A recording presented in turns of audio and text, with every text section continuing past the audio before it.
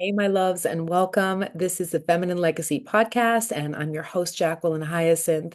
Today, I'm really excited to gather with a dear sister and colleague, Tori Milner, who is in women's work. She is a devoted coach to mothers, women, teens, and we're here together because we are birthing a beautiful course and an experience for moms and daughters to really step into a deeper level of self-understanding through their menstruation and fertility. So I am welcoming Tori now. Hey, Tori. Hi, Jacqueline. Thank you so much for having me. I'm so excited. I'm so glad to be doing this with you and to be sharing today to understand the depth and get it out there to our people. Yeah. Yeah, I'm very excited to share all about blooming women. Yes. So, Blooming Women is a 5-week journey. It's for mothers and daughters, but we're opening it up actually to all women because so many women and so many mothers don't have this knowledge. We all grew up without it, and we're going to lean in and talk about that. So, it's a really beautiful opportunity for us generationally, no matter where you are, to come together and I was just mentioning to Tori yesterday that there's this idea that somehow like women or should be separate from girls, and that the way in which we have created this separation within our generational expressions has caused a great deal of loss, actually, where mothers and daughters are have tension. There's not as much of a depth or a closeness. And I believe that there's a way to mend those gaps. And one way is to bring us all together again. So where daughters are sitting next to mothers and women, and we're all celebrating in the same spaces, and the kids go in and out at will, and but they have access to women together in the wisdom and they learn from the experience. What do you think about that, Tori? Yeah, I mean, I can just think back to when I was 16, and this is when we met, and how valuable it was for me to have elder women in my circle mentoring me, being there, knowing that I could go to them, knowing that I had access to this, which I could see that it was something very rare and something very precious. I didn't see it in my community around me. I didn't see it in the girlfriends I had. They didn't have this same level of mentorship and support from the elder woman, and I just remember how valuable it was. And I've really carried that throughout my life. And now seeing how like I can be there for the next generation, that we're there for the next generation, supporting the younger girls, it just feels like kind of like a full circle that I got to experience this in a small way when I was young, and to now start bringing it more and more into the world. I love that. When you said that, it just made me think about having an older sister. And always the younger siblings, we just want so much to be older, to be with our older sisters.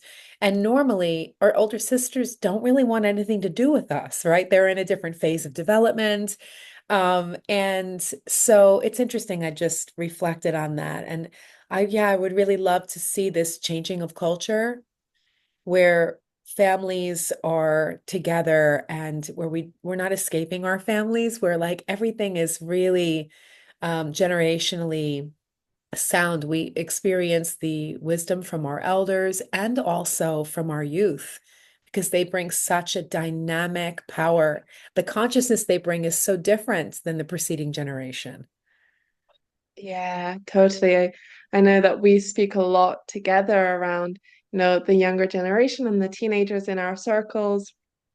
And yeah, I can really see how so much of what they're sharing I'm learning from Mm. when I'm listening. And when we're older, it can sometimes be like, oh, we don't need to listen to the younger generation. There can be like a bit of resistance or a bit of shame around that. And to really be open to listening to the younger generation and to opening those connections between the younger and the older generations, how healing and so much wisdom there is there. I love hearing you say that. Absolutely. So let's jump right into that shame and that piece. So I'm a mother. I'm 49 years old, as you know, and I learned a lot of the wisdom that I'm still practicing now, much later in life. So, listeners, whoever's listening to this, it's important to understand that most of us did not have um, access to real fertility knowledge, like real information about our menstruation, ovulation, our hormonal balance, infrastructure. So we're just now getting all this. Or whenever a woman is having a hard time getting pregnant, that's when she actually goes on the journey of starting to learn about herself because she feels like she's pushed to understand the window of opportunity. Our goal is to intersect there so that way this becomes a living practice before women go into a crisis point of trying to get pregnant and they become a more fertile expression throughout their lives, which will yield a different type of fragrance when it comes time to become um, pregnant with child. So Wow. it's Yeah, like, that's so beautiful. And I think it's also something that is just in our society in general. So, yes, how you were talking about learning the fertility knowledge only when there's an issue. It's also like, oh, when we start struggling with period pain, when we have PMS, it's only then do we start thinking about our menstrual cycle. And it's like, oh, but what about if we learn some of these things before all these crazy symptoms? Can we maybe support our body into being in a healthier alignment with nature instead of waiting until it's like we're really, really suffering? yes. In this way, it feels for me like it has felt for me changing culture. Like, not only do you have to bring online just the greater awareness, there's scientific knowledge, but most importantly, it's a consciousness. It's like it's an act of self-love to open oneself to be able to learn about. There's also humility around like we didn't know this, and most of the moms I know, most of the adults I know are not in awareness of this knowledge. So there can be shame. And we oftentimes think there is the imposition of shame in culture around menstruation, period. But there's also this other underlying shame of like, I don't know this. I should know this. This should. And yeah, I'm feeling also guilty because we didn't have it to pass on to our children when they were coming of age. So there's this disconnect of rites of passage and the initiation into womanhood that we've seen generationally, that you and I are trying to mend that gap and create new processes, new ways for women and mothers to become engaged within themselves so that they can then restore this like this health, this it reminds me just restore the rose, really bring Mm. back online the strength and the power and the vitality. Like, what does it really mean to inhabit a female body? Yeah, yeah. And just to follow on from what you said around the shame, shame, one of the things that happens when we're feeling shame, it's we shut down, we close off. So if we're feeling shame around, our menstruation, around our fertility, around our sexuality, around our bodies, so then we are literally closing off that connection, that communication, that conversation. And so, yes, it's so normal to have that shame because it has just been passed on, passed down, and just noticing how we're reacting to that shame. That, okay, I'm feeling the shame and I'm automatically closing down. Can I take responsibility? Can I decide that it's going to be different?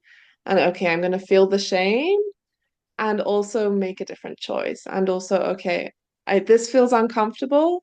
And through a loving, like through love for my daughter, through love for the future generations, through love for myself, I'm going to make a different choice and move through the uncomfortableness to reach the next part of the story. Mm, oh, yeah. And there are times when we don't have it within us to do it for ourselves, right? And that's Yeah. also because of cultural conditioning. But if you're a mom and you're listening to this, if you don't yet have enough will inside you to do it for you, you can start by doing it for your daughter, and that will be the impetus for you to open it up for yourself. But it will need to and eventually become a part of what you're longing for. Because when we're even longing for it for others, there's a deep desire within for the self to bring this restoration and yeah, to be at peace with oneself and to just do the things that like we were born bleeding. Like Yeah. it's part of our story for many, many years of our lives. And Yeah. yeah, so it's really powerful. Do you want to speak a little bit about your your journey with menstruation? Yeah, sure, I would love to. So I had an interesting journey around menstruation. I started bleeding relatively late when I was almost 16, just about to turn 16. And I also started bleeding after my younger sister. My younger sister, who is 2.5 years younger than me, she got her first period, I think almost 2 years before me. So there was this big gap in, oh, I'm supposed to be the older sister, I'm supposed to know all these things, and I didn't know all these things to impart that wisdom onto my younger sister. I didn't really think I think I never really went fully into it until I was in my early 20s and then I realized I want to understand more. I don't want to be taking the pill. I want something different for my body. I felt very strongly that being on the pill did not feel right for me. I was on it for about a year and a half and then I was like, no more. And then from that, I started learning fertility awareness. I started tracking my own cycle, and it really did open things up. It really transformed my experience of being a woman. And then I could go back and look at my past, at all the things that had happened and been like, oh, like it kind of makes sense now. Like I could only see it retrospectively, like, oh, this was all part of my journey. And I know that it was a blessing to have learned this knowledge and this wisdom at the age of 20. And I still wish I had learned it 5 years earlier. Like Mm. I was like, it was still so strong. Like I should have known this before, should again, but like I really wished I had known that knowledge 5 years earlier. And I know that that's a big part for me of this mission that we share of teaching and guiding the younger generation in this wisdom, because I could see how valuable it would have been for me if I had learned that 5 years earlier. Mm. Would you Yeah. like to share around your experience? Yes. And No, how different we have, I how know. different our And day and experiences night, that's what's so beautiful. I love how the day and night views because this is how it is in the spectrum of womanhood. It's not a one size fits all. We're not supposed to look the same. We're not supposed to act the same. Like every woman, full in her own right, has her own dynamic journey. And so we need to reclaim that, like that wellspring of, yeah. So thank you for asking. And yes, so. I hit really hard times in my teenage years. I had just, come through a loss. My father had passed away, and all that was like bubbling at this time when my hormones were on the rise. And so I think I got my period at when I was 12 or 13. And I had been longing for it. Like I wanted it. I had an older sister. And so I had really wanted to experience my menstruation, and it fell short of my expectation because because my father wasn't there. And I remember when my sister had her first menstruation, he bought her flowers. Mm. Yeah, so it was a tender spot for me. And so I continued on through the years and I always was very very connected to my body and there was a lot of like I was always wanting to know more sexually. Like I was very, very curious. And I didn't have models or support in that way because my family came from an old traditional structure. And we were already like grieving and going through a lot. So that was not a template of like sitting down with mom and getting the information. So I really didn't have much knowledge, and my curiosity got the best of me. And so I was pregnant very young. And in the midst of that, too, I had been on birth control for many years. I went on birth control when I was 13. I don't even remember why. At that point, they were just like drugging us. My generation, Generation X, was like in the United States, was like, take this, take that. There was like no, there was no science. It was, we were the experiment. And so there was a lot of me just experiencing and taking things in. So I will just say that then I had experienced abortion. Like there was a lot of heartbreak and not a lot of autonomy, like not a lot of governing and support infrastructure. And so this led to all sorts of chaos in my life. And then I became pregnant with my son, and I'm so grateful. And I was a teenage mom, and I chose to keep him. And that was a really arduous and beautiful journey for me. Um, but throughout my life, I played back and forth again on birth control pills. And all the while, there was this feeling like I was consistently self-initiating. Like I knew that there was something more. I was always pushing limits. Like I knew a lot of things that I didn't know how I knew them, but I knew, thankfully. But I knew that women were sacred, even though I couldn't quite put my finger on it. And I felt like I was doing all the wrong things, trying to figure that out. And so my mission is really led by a deep well of understanding, that now, as I've moved throughout my life and I've reclaimed all of this power and really got to look at like the younger me that traversed this really horrific terrain, um, what it means, how sacred life is, and how the choices I've made, what I would do a little differently, like what guidance I wish I had at a particular time, you know? So now I'm like, I want to be a steward of that wisdom and offer that so that women can consistently be looking within and that we understand our power. Mm. And we were not taught that. Like are we're literally taught to outsource.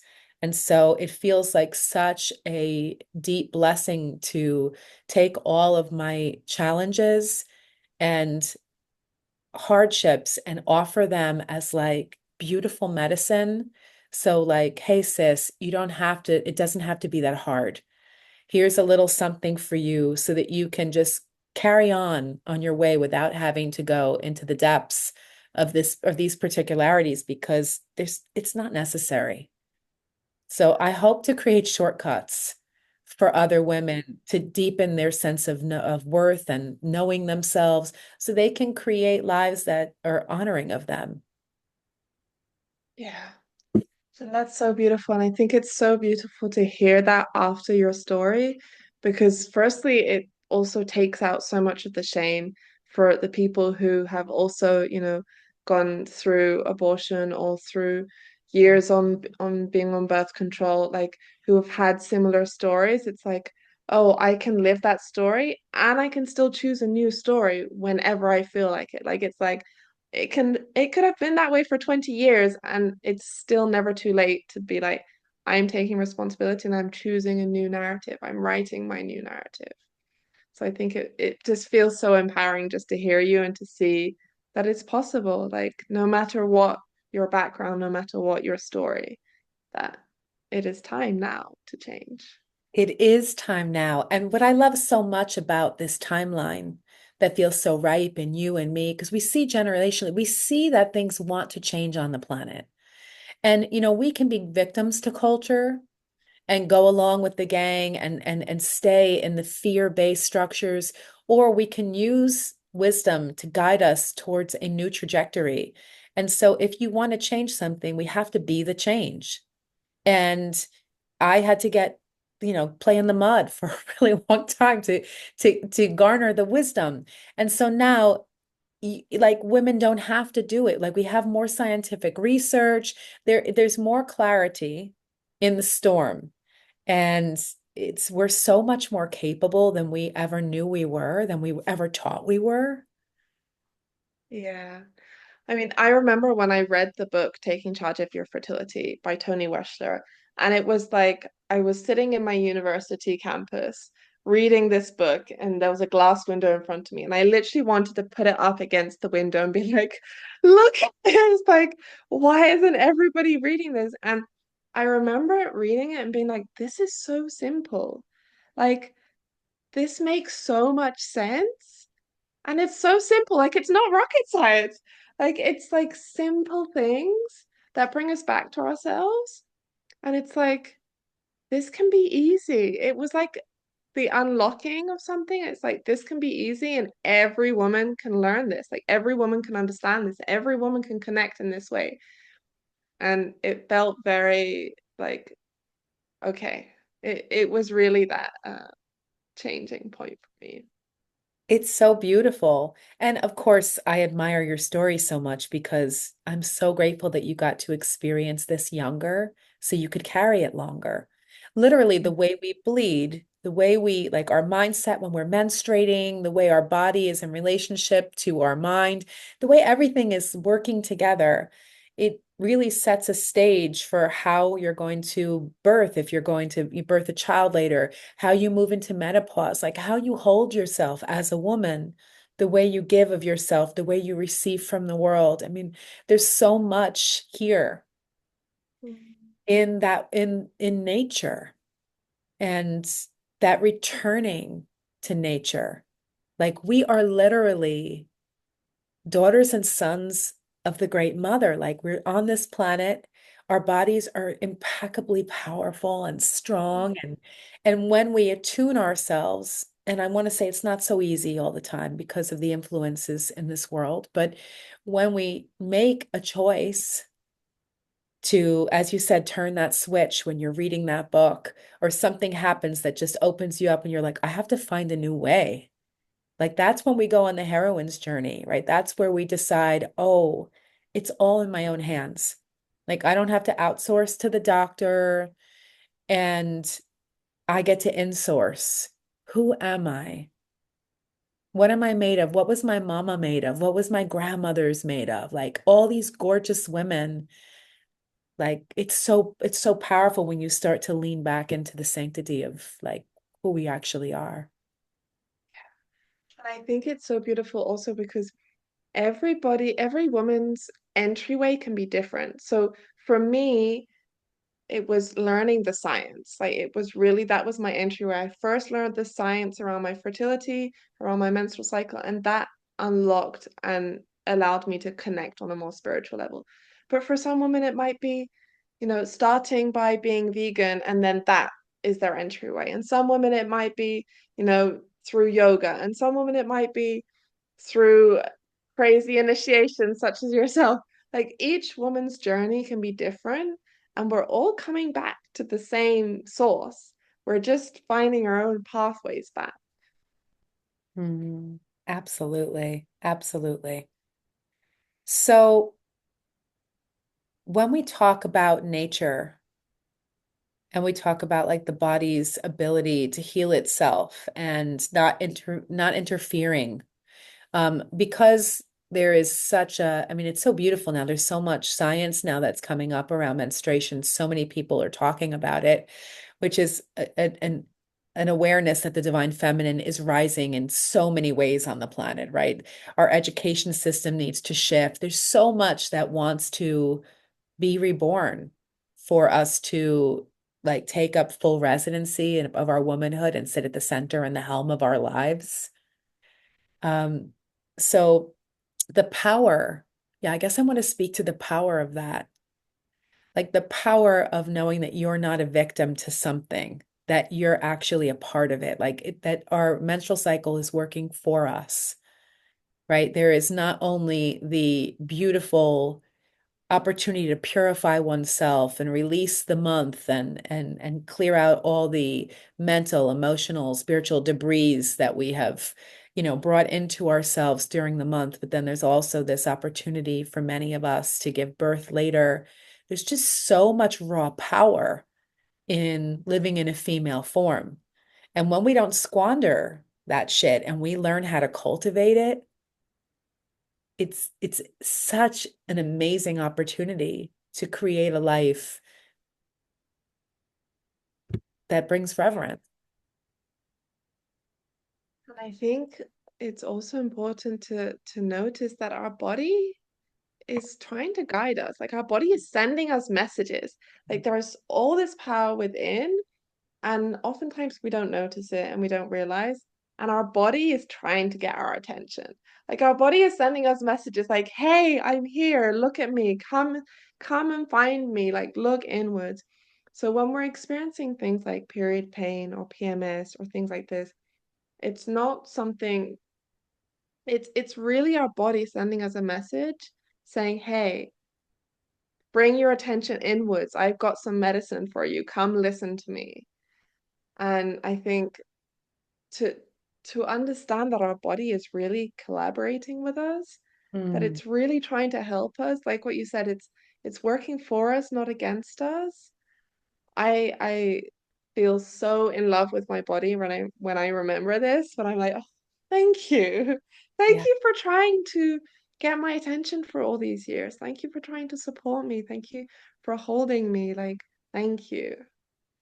And I love when you say that because there's a little part of me that is sad every period that comes for me.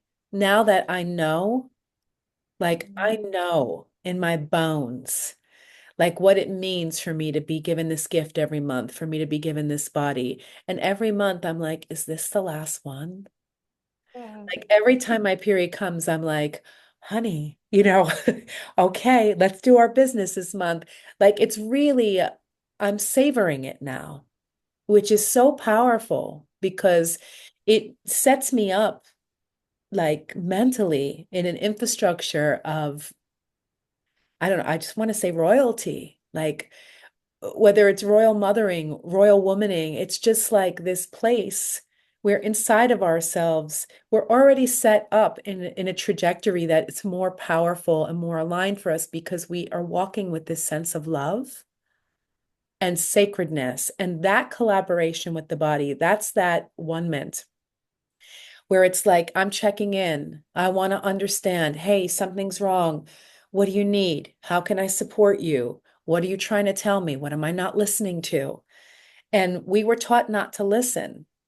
So this journey of like menstruation and fertility awareness is really all about coming back to listen. And it appears like it's listening to the body, but it's listening to the body. It's also really listening to the soul that's speaking, right? That's saying, hey, don't hang out with those friends anymore. Like, that that doesn't feel good for you. Hey, you need to rest right now. Don't, these things that we override in our environment all the time, we become so ingrained in toxicity in our culture that we start to believe that it's the norm, and our soul and our bodies are signaling no, like this, there's an apprehension, there's something that is causing cramping, that's causing all of these headaches or these imbalances is because there's something deeper. And I just want to say it's nobody's fault. So to any of the women that are listening, it wasn't my fault when I was growing fibroids and had to deal with so much. It's nobody's fault. There's just a lot of unconsciousness that needs to be brought into awareness for us to live in harmony as a being of nature. And Yeah. we are on the journey, so we're here to help you do it more effectively, more quickly, so that you can access more of you now. Like, let's not wait 5, 10 years. Like the quicker you decide for yourself, the more rapid the love affair and the story of your new love story will unfold for you. Yeah. Yeah, and thank you for bringing that piece that it's nobody's fault and you're not doing anything wrong. Like, we're taking responsibility to make a different decision, and also we're not doing anything wrong. And I think I often have to remind myself that when I still get period pain sometimes, And I'm teaching this and I'm like sitting there like, I shouldn't be having pain. I'm teaching this. I'm such a fraud. And it's like, yeah, but no, like, yes, most of the time I don't have pain. And sometimes I do. And it's not my fault. And I'm not doing anything wrong. And I'm doing the best I can. And maybe it is just, okay, I didn't move my body as much as I would have liked to this month. Okay, thank you for that reminder to move my body more. So it's like really coming back each time to this. It's really this act of love. Like we're doing it not because we have to, like because it's schoolwork, not because we're doing something wrong, but because it's really something, it's a gift for us to be able to do this. Like, yeah, it's such a gift. It is such a gift. And when you think that the fact that you and I are sitting in this rose right now and openly speaking about menstruation and sex, our mother's generation, our grandmothers, nobody was doing that. So it is literally like it is time. And I want our youth to learn it from real women, like not from ChatGPT, not from Google, but from what's the texture of womanhood? Like when you sit next to a woman who is in tune with herself, who knows, who walks in her wisdom, you can feel it. There is a depth, and that depth is available for those that choose it for themselves. Like it's available to everyone who chooses it. And that responsibility is the key because responsibility is power. As you're saying that, I remember, like, I remember when I was 16 and looking at you and being like, wow, she's such a woman. Like, I remember seeing that and not really knowing exactly what it was that I was seeing, but knowing that I was seeing something. And so now hearing you speak about it, it's like, well, of course, that's what I was seeing. I was seeing the embodiment of you in your womanhood in that time and how I was receiving that, how I was like how you were emanating it. And I was like, okay, yeah, this is one way of being a woman. This is a way of being a woman that I don't usually see, that I don't usually get examples of. So the more we're embodying it and giving our young generation more examples of what it is to be a woman, because they see enough of it in social media and culture. They see enough of the other examples. Like, let's start giving them the examples we want them to see, the Mhm. examples that we know are true, that feel in alignment. Like these are ways that we can be a woman, and each woman has a different way, and it's going to look different, and they're going to emanate something different. But like the more of us that can start stepping up and emanate this, it's like our young generation will start seeing it. And that feels very exciting for me. It's very exciting. It's like a dream come true. It's like literally wishing somebody would save me when I was younger and like help me. And now watching these young women help themselves, like in this particular way, it's so potent.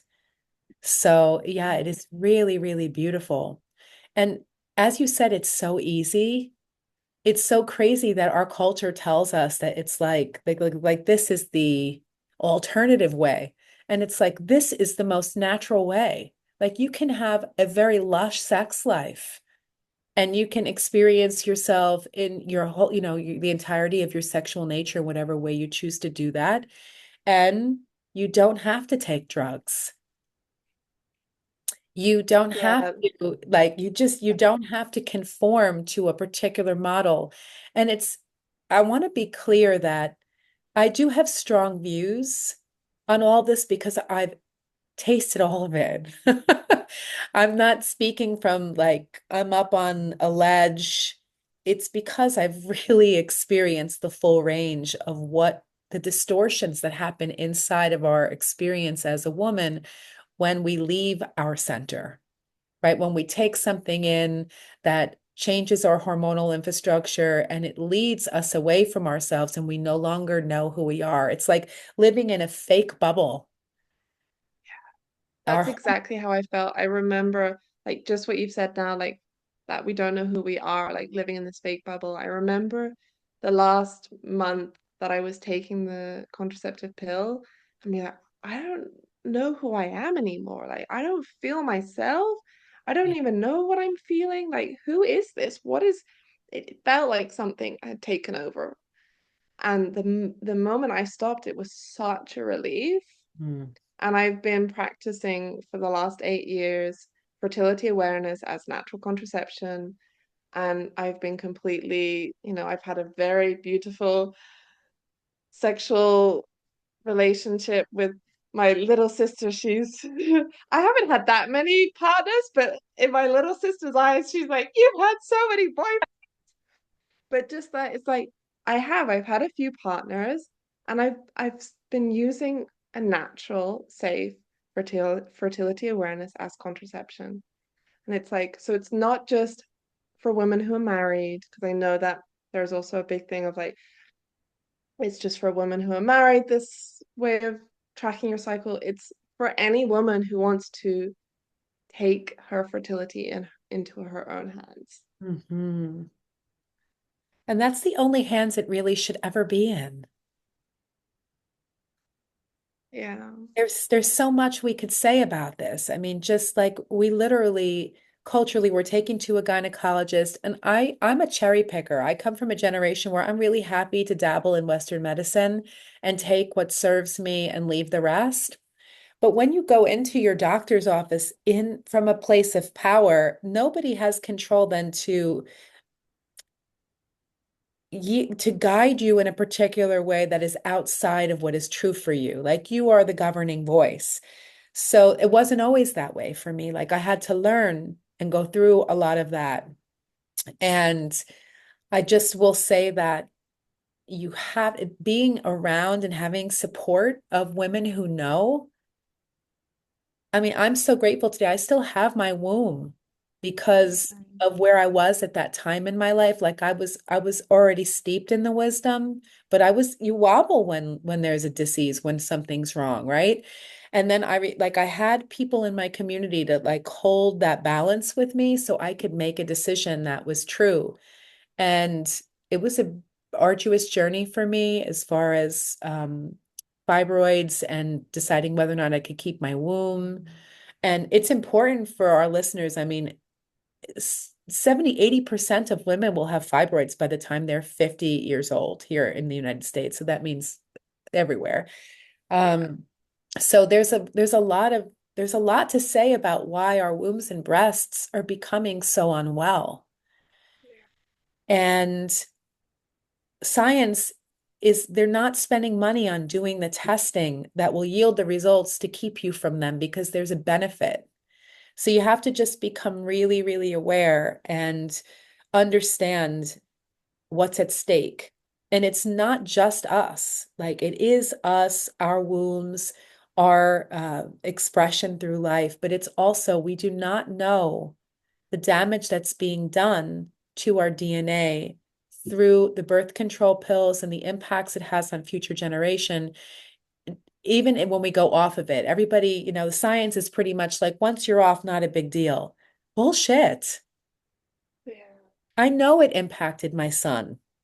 Like it changes things that are organic into a different um, expression, a different gene expression. So there are things that shift. And when we alter and we play with this, we really don't know what we're doing generationally and how much of the womb pain and the things that we're seeing are a result of that manufactured uh, hormonal infrastructure, right? And this is not, I mean, this is not to scare you if you are on the birth control pill or if you have taken it in the past. We've both been on it. Like, we're not saying you're doomed. Okay. Uh, and I know that you also feel this way, Jacqueline. But yeah, we're not trying to scare you. It is time for us to take responsibility. We have the ability to take responsibility of our own sexuality, of our own reproductive health, of our own fertility. And it's time for us to do that. And you can have made all the decisions you wanted in the past with the awareness you had then. And now, as we're shifting our awareness, we're shifting our choices. Yes. Which is just so beautiful because now we're just going Yeah. to write a whole new story. And Yeah. like there's no financial implications. I mean, this is the cheapest way to go. You it's like it's Yeah, not it's the way of sovereignty. You might just need a box of condoms once a month for small window. So yeah. it's just so beautiful. It's I know it's our prayer that this education of fertility awareness starts to become more mainstream, and it is. There's women all over the world practicing. Um, so yeah, and something I feel like is relevant to just bring up is there's the idea that cognitively speaking, that like our youth, the brain takes time to develop, and I just feel like it's important. I feel like being where our youth develops, they're so intelligent, and the capacity that they have now, the generations of children that are on the planet at this time. I mean, it's like, whoa. So, and they have access to so much information and knowledge. So we have to steward that well as moms, as aunties, as fathers, as people in the community, and giving them access younger just promotes an easier transition. It's like learning a language when you're a child. It's easier to learn it if it's part of your infrastructure than, you wake up in your adulthood and you're like, "Ugh, I have to learn everything now," which was my story. So they're Yeah, ready. yeah, they're ready. And I know that so many parents worry that if they expose their children to this information, then they're going to promote it and they're, going to say like go have sex and like they're going to push their children into this. And it's like they're getting the information anyway. They're gonna find it whether they find it through porn or whether they find it through social media or in the playground at school. Like they have access to it anyway, and they're going to do all these things anyway. And it's how can we provide a safe environment and a place where they know that they can find information that is correct, that is supportive of them, that is honoring of them, that they have access to this rather than only having access to everything that is out there. Absolutely. Thank you for saying that. And there's also this piece around being really honest with our youth around sex. Like, they're mostly not ready for it. And it's so much more loving, not from a place of control, but from a place of respect. Like, you don't know how to make your bed. If you, for those that are like, there are certain things that you might not be, that you're not prepared for. If you can't look at a chart and write down when you're bleeding, you're probably not ready for sex. Like, we can start changing our minds about the way in which we're perceiving the realities at hand and get really, really clear. These kids are going to school and getting filled with information every day. They're learning facts about the past, how to lead us into the future, all these things, but they are ignorant about driving their main vehicle. Yeah. So it is time. We are ready. And I just think it's so beautiful.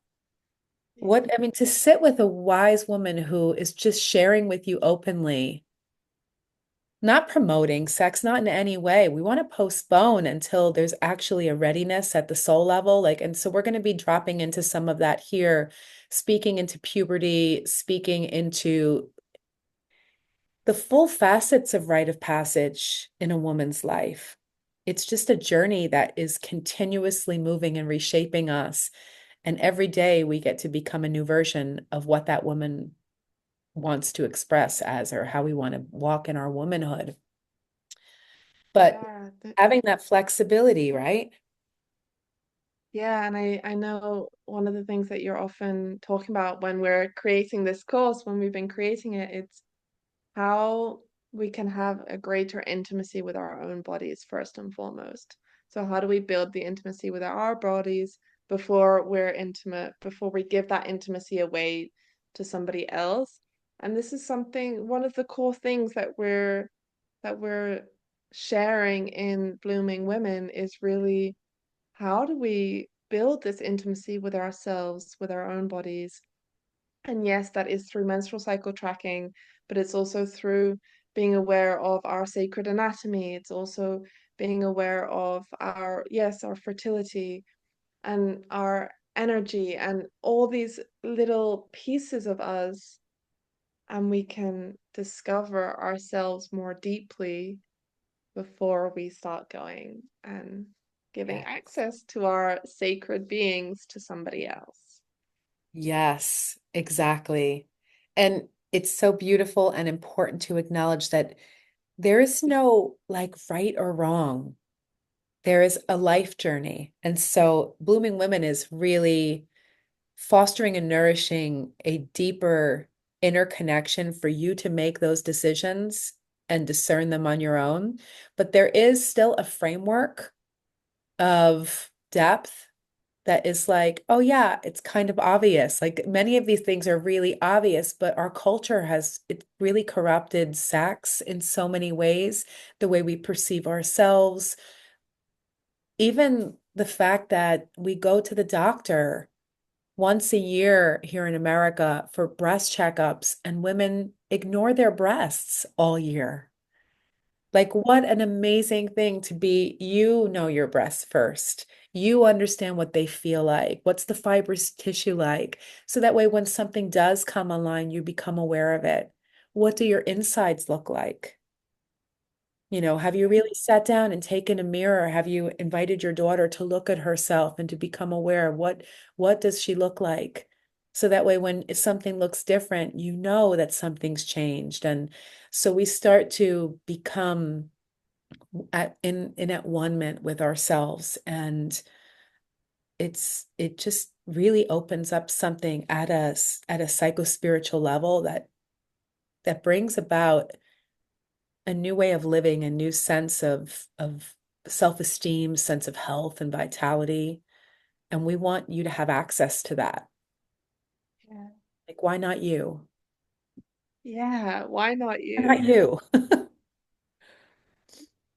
Yeah, and I think it's really important because we're also bringing in so many of the topics that, okay, in general, these topics are kind of hush hush and filled with shame. But then you kind of have within these topics the ones that are talked about more and then the ones that are talked about less. So when we're talking about, let's say, sex with teenagers, oftentimes it's focused mainly on contraception or, abstinence, or there's a certain way that that conversation goes. But what about pleasure? What about, these other facets of these conversations? So we're really trying to open up these topics in a way that we're really covering all the parts of the conversations that often get left to the side. So yeah, talking about our fluids and really going into like, okay, what do our fluids look like at the different times of our month and the different phases of our cycle and like what do my fluids look like and what do yours look like and like really just opening up these conversations that really often get left behind. And the more we're opening them, then the more we're normalizing them and bringing love to these things. Absolutely, Tori. And especially with fluids, I mean, these are things that, I mean, I have when my clients, they send me images of of things that are going on and like I'm comfortable with that. So we want you to know that this is a space where you'll be able to explore yourself. And sometimes the system is such that there's all kinds of things that you are having to contend with. And so it's good for you to be surrounded by people who can support you in deepening and understanding what your body's trying to tell you. And it doesn't mean we know it all, but it means that when we come together and we use our wisdom and the teachings and the training that we have, that there is a space for more true knowledge and wisdom to be brought online for you to know like what's your next step, what adjustments do you need to make in your life, what is your guidance telling you, what do you need to eat more of, how do you want to move your body, and just really bring in the full complexity of taking responsibility for driving this vessel in a way that it's not a one size fits all. Like you and I, we have different body composition, we have different minds, our elemental disposition is different. So the way in which we operate I might need 40 minutes of exercise and you might need 15, you know? So we have these optimum, we can start to develop this understanding about how to support ourselves and show up in the world. Yeah. So we will always be sharing from our experience and kind of a general, a general experience, but we will always, always, always be encouraging you to explore your own experience because this is the most important. So, yes, we can talk about, okay, you will, you might see this fluid during ovulation, but actually, what is your exact fluid that you see during ovulation? Because it will look different. It might have similar I'll- consistency and it might have similar qualities, but it will still be unique to you. So, yes, we can offer our wisdom and we can offer our guidance, but first and foremost, it's coming to your own wisdom, coming to your own guidance, and to your own experience in your own body. Exactly. And for those, no matter where you are, as we said earlier, so for mothers and daughters, yes. And we're not saying it could be adolescence, it could be teenage years, it could be 20s, 30s. We are really opening this space up because we know that when women come together at all ages, that this is what really brings us together. We're learning from one another in such a dynamic way. So if you feel like I don't know anything about my body and I just want to come learn in a supportive environment, come, and you can be single, you can be 30, 40, 50 years old. And even if you come, because many moms will be going into menopause or be in that time and they have a younger daughter. I promise you, it's like a living soul retrieval to receive this nectar and this balm to be sitting with this wisdom. It's healing no matter where you are in your life. Give it to your own, to your inner child. Give it to your own inner woman, the maiden that never got expressed, never got supported in her womanhood. And in doing this, you really, really open up a pathway for generational healing because that's what it is that we're essentially a part of whenever we're dealing with menstruation and the womb. It's we're really talking about changing generational culture and how it expresses itself through our genes, through our bodies, and repairing DNA and optimizing health and the infrastructure. We still don't even know yet what the impact will be from the work we're doing now, generations later, what's possible, what they'll need with, the scope of what's going on Earth right now. How will they have to express themselves in order for them to be like to transform so much of the environment that is that is filled with toxins. Yeah. But Yeah. just as you're speaking, it brings so much excitement and hope and motivation and like, yes, we're like we really truly it really is a movement. Like I can really feel that as you're speaking, as we're building this program, this course, like I can really feel like, yeah, we're like stepping up. We're part of this movement and like come and join. Like we're in this together. This is our movement. Like this is for us. It is. It's for us. It's for all of us. It's a whole new way of expressing ourselves through culture. And Yeah. this may in the future be the narrative. Like, can you Hope imagine? so. Yeah, That like would be amazing. a tree is a tree. It Yeah. just is. Rain Yeah. comes, sun comes, and the tree is like consistently growing and strengthening with the nourishment around it. And if we could allow ourselves to be attuned to that power, it's available to us. Yeah. Oh, thank you so Well, much. thank you. Shall we give just a few little like logistic details about the course Sure, go before right we? on. Yes, let's do it. Beautiful. Yeah, so the course itself is a 5-week course. We are starting on January 12th. So we have 3 live calls together, and then we have 5 weeks of pre-recorded videos for you to watch. So it's really a journey that you're taking in the comfort of your own home, in your own time. We know that everybody's got busy schedules and trying to organize teen Yeah. daughter and mother schedules together, which is why we made it in this format. So it would be just that you can choose your time. And each week we're diving into all the different foundational topics that we've spoken about today: rites of passage, menstruation, fertility, puberty, your sacred anatomy, sexuality, your emotional well-being. Like it's a really all-encompassing course where we're going deep into each of these topics. And it really is the foundational woman's wisdom that we wish that every woman would have access to. Yeah. Beautiful. Would you like to add anything more about that part of the course? Just that we're going to be doing it on Heartbeat platform. So we're really going to be involved. This is not like we're hands in. We are really devoted to this, and it's our first time running this particular program.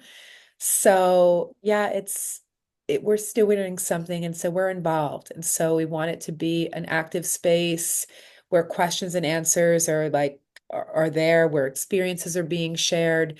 There's going to be a sacred crafting project so that you can deepen. There's a quality of creating with your hands, putting your hearts and hands together to move through particular initiations or journeys. You're going to learn how to literally chart your menstrual cycle.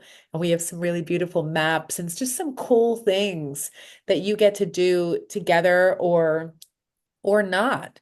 But the fact it's so beautiful that you can do it together. It's like we're learning this together as women, as a young women and older women. Yeah, so beautiful. I'm so excited about that. And if you're an auntie and you want to take it with your niece, like your goddaughter, like whatever it is, this is a beautiful gift that I don't know that I can, that I can put in words. But this is not a regular class. This is not like just an online class. This is you're being given an opportunity to, it's like a golden seed. And how you choose to walk with it and bloom it is really up to you. But through the knowledge, if you practice it, you will develop wisdom.